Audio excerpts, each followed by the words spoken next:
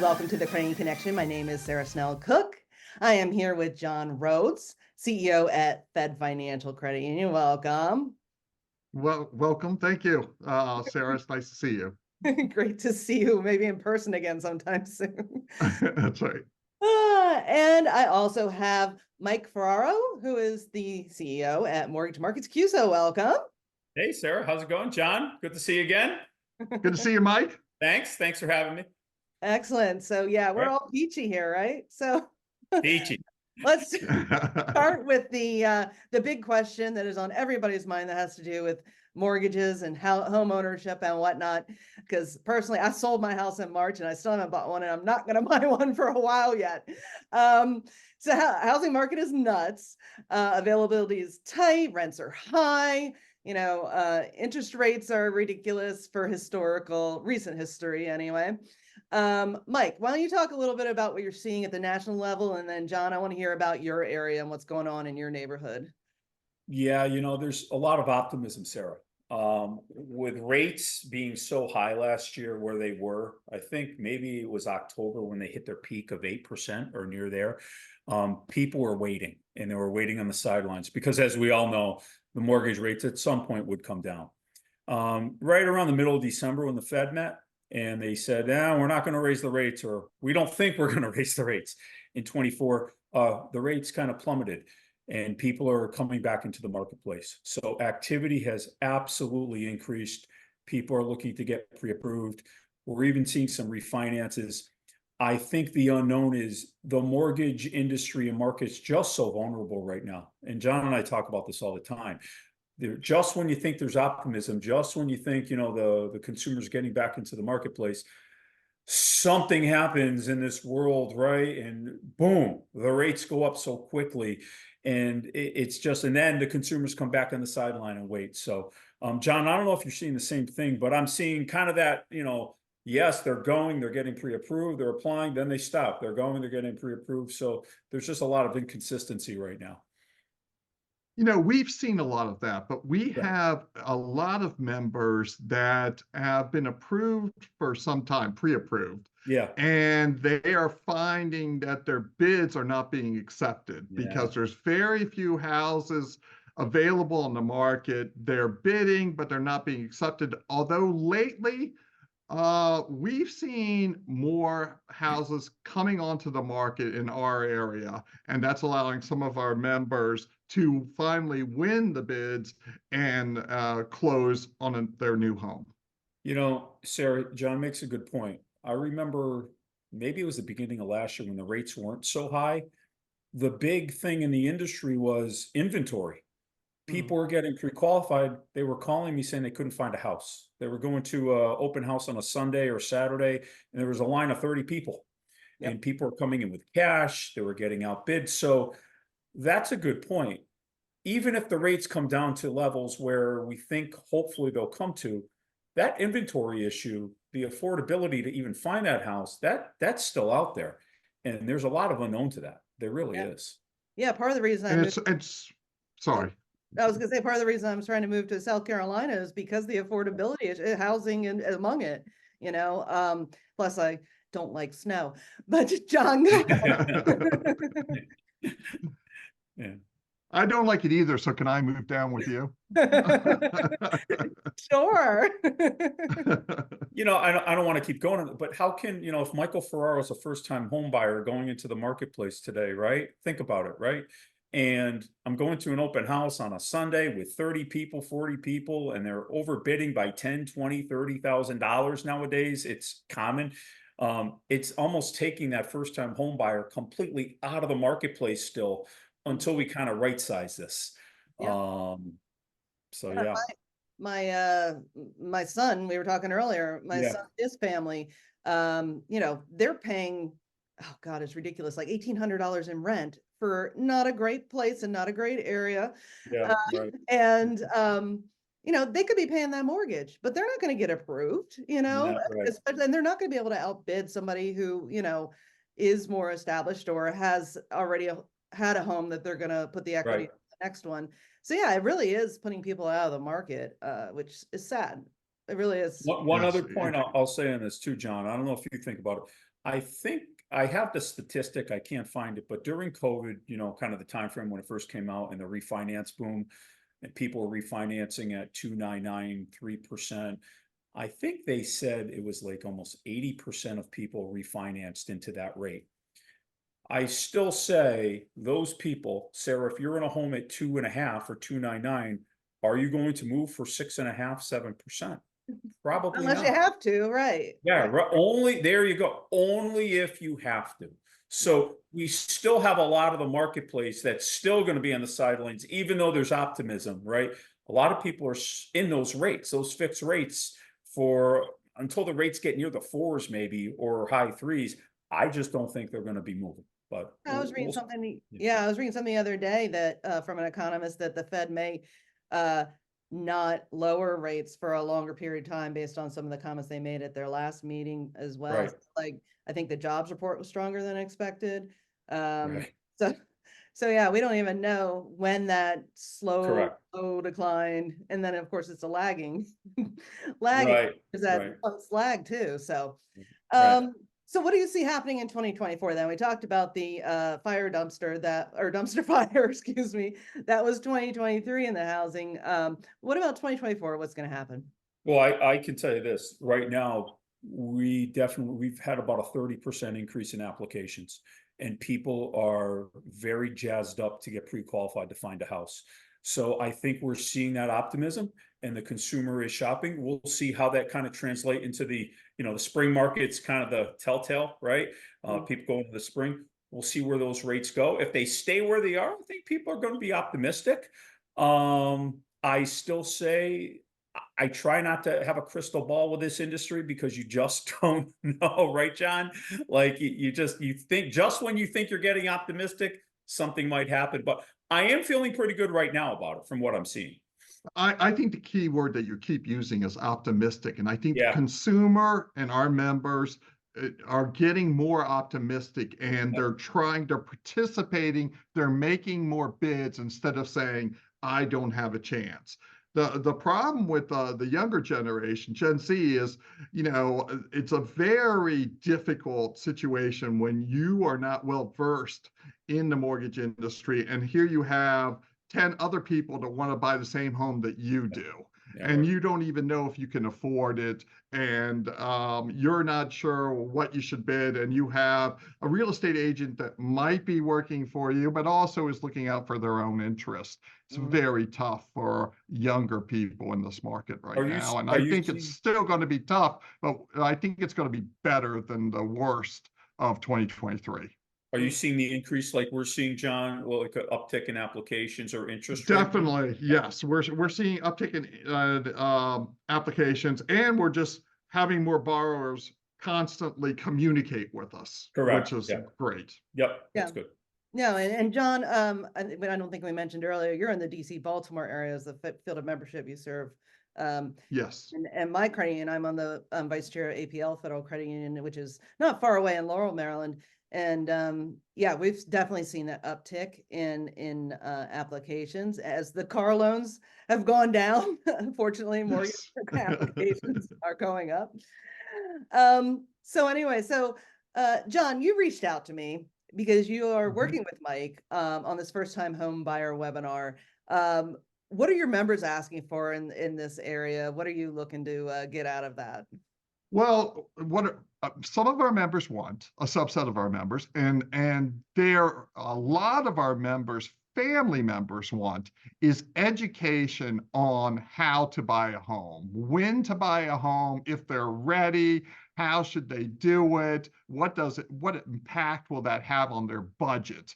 And we haven't had a tool that was easy to give them to help educate them. And so Mike approached me with a tool that I looked at and said, this is really perfect for people who want to learn about the mortgage market, get themselves prepped for buying a home, and actually make a deal that works for them, and not take a deal that they can't afford or doesn't work for them. And so the Home Journey app is just something to behold because it gives so much information. And really what credit unions, are about is providing better deals to their members. And this allows the members or potential members to know what a better deal is. Mm-hmm. Yeah, that is so helpful, I imagine, because, getting into a house, you don't know, like the cost of home repairs and stuff that you don't think about when you're a renter, right? Yes. Um, Yes. I mean, you don't like you said, your son is renting and he might be renting for close to $2,000 a month. He might be able to borrow for $1,600 a month, but he doesn't realize that $200 or that $400 difference will quickly be eaten up the first time he has a plumbing problem, yeah. or something of that nature. Or he's calling dad. The key, Sarah, I was telling John this a few weeks ago. When I bought my first home, I didn't know where to begin. I really didn't. I mean, I didn't understand the pulling of credit, right? Or what that meant, or getting new credit, or debt to income, or PMI, or really all the different things. So with our MCUSO Home Journey app, which it's free for FedFinancial members, right? In the App Store or Google Play Store, you can download this app, and it can help you, as John mentioned, educate you as you go on that journey to buy your home. It tells you your credit as you go along. It gives you educational type of videos to help you understand the different acronyms, right? As you move towards applying. You can communicate directly with us or John and his team. So when you have questions or concerns, you can email or set up appointments. Too many people in credit union world, when they're interested in a home, they call a competitor or somewhere else and they go outside of the credit union, right?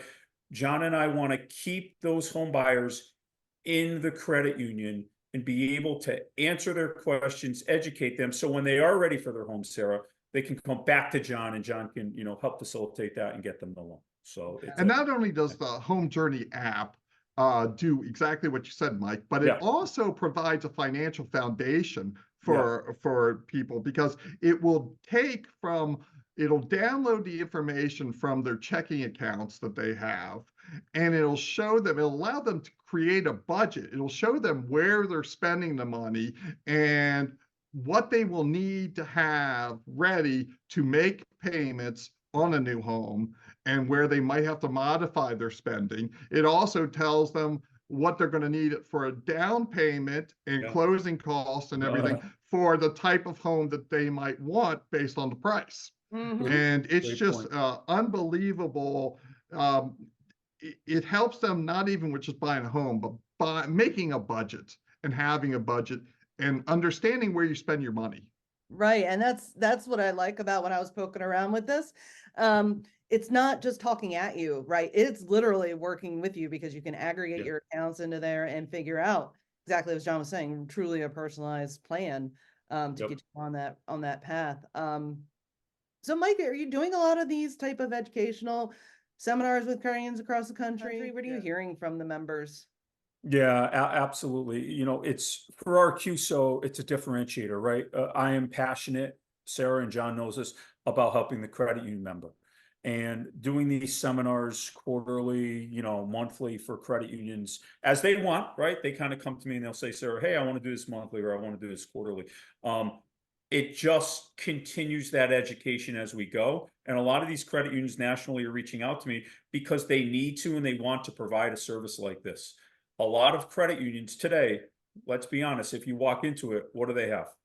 For the first-time home buyer, they might have something on their website. They might connect you with a loan officer. They might say, oh yeah, we'll give you a $500 closing cost credit, type of thing. There's no education. And you don't even know what a closing cost is, right? That's a good point, as John mentioned. So that's why doing these seminars, that we just did one for John, very successful, educating them, right, kind of about the app and the process is key. And the credit union so far gravitating to it and really loving it. And John, we do it on demand. We actually have a link to the educational video conference that Mike conducted on our webpage, so people can go when they want to, learn how to use the app, learn how to maximize the value.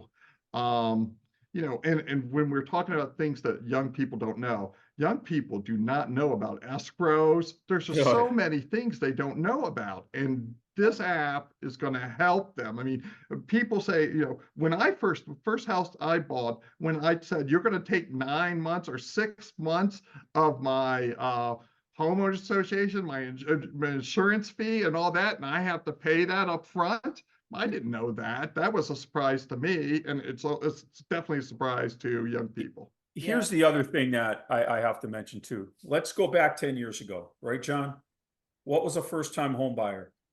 After the branch closed at 5:30, right? You get some cider and some donuts, and you have 6 people in there, right? And you might do an education piece, type of piece, and you're there till 7 o'clock. This is the new world. This is the first time home buying seminar, right? On steroids per se, where they can have it all the time in their hands, constantly going. This isn't the way. This is where credit unions are pivoting finally, into kind of the fintech new world, not the old way of doing things. So, good point that you made earlier. Yeah. Yeah. One of the things I'm hearing from a lot of credit union business partners is partners that work with both banks and credit unions, they're saying credit unions are much more adapting much more quickly than the community banks. So yay, credit unions. Yeah. Well, because I think that's because it's easier to steer a small boat or a smaller boat than it is a giant ship like these big banks that they have to make a big giant turn to do something. We can react to the environment, and this is one way we're reacting to the environment. Yep. Yeah, definitely an advantage of being a credit union that isn't one of those big giant ships. I mean, people talk about we're too small to survive. BS. I call BS. You're just perfect to survive if you do it right. If you do it right. Yeah. You are the most flexible of any organization, any financial institution. So John, your credit union is a perfect example of that. Right. I mean, look how advanced you are, not sure your asset size, but, for maybe a smaller institution, you're leaps and bounds ahead of a lot of the community banks in that area, in the DC area. You do an absolutely unbelievable job with all the different, kind of fintech and technology that you have in place at the credit union. So thank you. I'm not sure that's completely true, but I thank you. Well, and I just talked to a couple of your guys about your personal loan app too. So I'll link to that from this video as well. Thank you. Yeah. So I mean, you guys kind of breezed through some of my questions right there. So let me see if we really want to call this out though. What would you tell your first time home buyer self now? Actually, don't listen to my ex-wife. That's what I tell my person. You want to know, what I would honestly say that's an interesting question, Sarah. I would say talk to someone you trust, because, like when I got my first home, I relied, let's be honest, a lot on the realtor. The realtor steered me. When I had a question, I called the realtor, right? The realtor was the one by my side finding the home. And the realtor a lot of time had their best interest in it, meaning flipping me to other financing, sending me to their friend Joe, right, to get the loan, so on and so forth. I didn't know what points were, right, so on and so forth. I was just trying to get my home. So I would really tell myself, I need to find someone, a credit union or a trusted advisor that would have my best interest, right, that could be honest with me and walk me through it, not just someone who wants to sell the house, make as much money as possible. And I felt when I was going through that was really top of mind for a lot of people I talked to. And what makes borrowers trust you? When you give them hard data. Yeah, right. And that when you give them calculations, you give them hard data, then they can check on you. They can make sure that you are what your strategies work, they're right and everything. And Home Journey gives them hard data. They can look at, they can test, they can take to somebody else, they can take to their parents and say, does this make sense? And it's a wonderful way to build trust. Great point. And Great yeah, point, John. that way your human people, your human tools, your human resources have more time to be human with those people who when they do come in. So yeah, I love the way technology is like a great equalizer. I think it's more than an equalizer for credit unions because you've got that people helping people philosophy that not every bank does. Exactly. Very true. Very true. So yeah, so we've talked a lot about what it does for the consumer on the front end, the potential borrower on the front end. What does it offer for the credit unions on the back end? The home journey. Well, Yeah, John. go ahead, Mike. You No, take no, this. go, please. Well, what we like is it's branded in our name, and it has our people on the app that they can talk to about some questions they might have on the app. Not only do we have a mortgage officer on our app, we have a real estate agent that we trust on our app. So they are able to interact with people about the information they find when they input their data and the calculations are performed. So it keeps the credit union in mind, and it keeps them remembering that the credit union is what gave them this data that's helped them with their knowledge, and that we're going to be someone to work with in the future. John, it's all said. I'll piggyback off that. So let's just go back 6 months ago, a year ago, right? Let's say I'm a first-time home buyer. I even did a first-time home buying seminar, right? And I listened to it, maybe on Zoom, right? What do I do then? If you don't follow up with me, right, all the time, or me follow up with you, I might go somewhere else, right? Out of sight, out of mind, right? The app keeps it sticky. The app is a way for me to constantly continually have your credit union top of mind. So when I'm ready to apply, I can come back to you. If I have questions, I can email you and set up an appointment right within the app. If you don't have that, you just have to rely on hoping, right, that I remember to call you back. And when the future borrower reaches certain milestones, as long as they agree to share this information with the credit union, the loan officer, the mortgage officer knows they've reached these milestones. They're ready. They know this is the time to contact them. Yes, right people, right time. Yep. I always said, Sarah, to my staff, I get really here. If you don't follow up, with someone who's interested, how are you going to know, right? And so I can only rely on my staff so long as they're working with members throughout, the entire mortgage area, right? Refinances. At least with all this app, we can get reporting too, right, on the back end. So I can give John all the people that logged in, when they logged in, and then they could follow up too. It's really intuitive like that. It really is. And so, John, what's been your experience? What's been the members' response? Do you know? Well, this is so new. Members are really excited about it, and they're doing it, and members are loving our interaction with them at the times when they so choose. So they're very happy, but we haven't had a lot of closings yet because we found a lot of our members need time to prepare to buy a home. Yeah.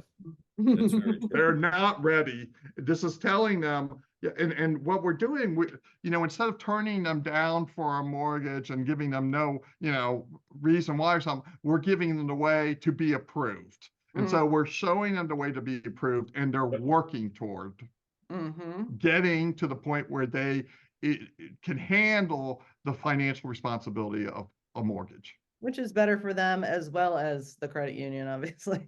Yeah. But they'd rather not lose their home either. Yeah. So, okay. Great discussion, y'all. Appreciate your time. I'm going to give you each an opportunity to provide your final thoughts. What was the last bit of wisdom you want to impart on our credit union executive audience?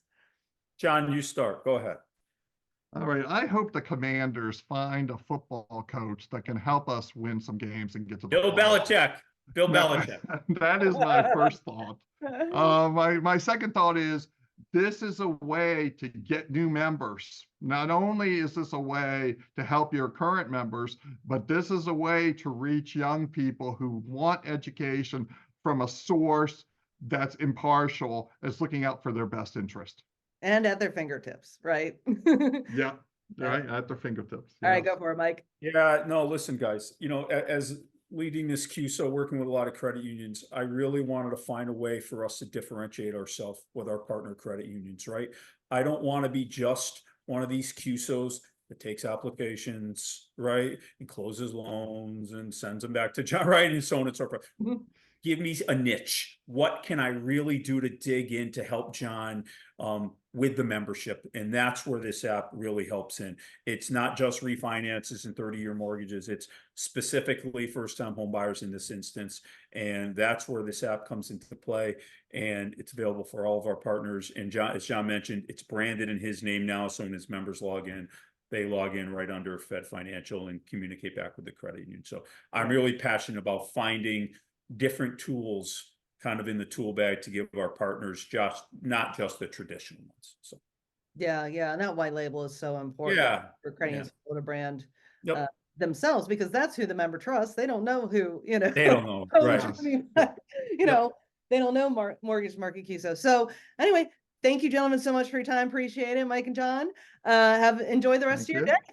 Thank you so much. Too. Bye, guys. Thanks, John. Bye. Bye. Thanks.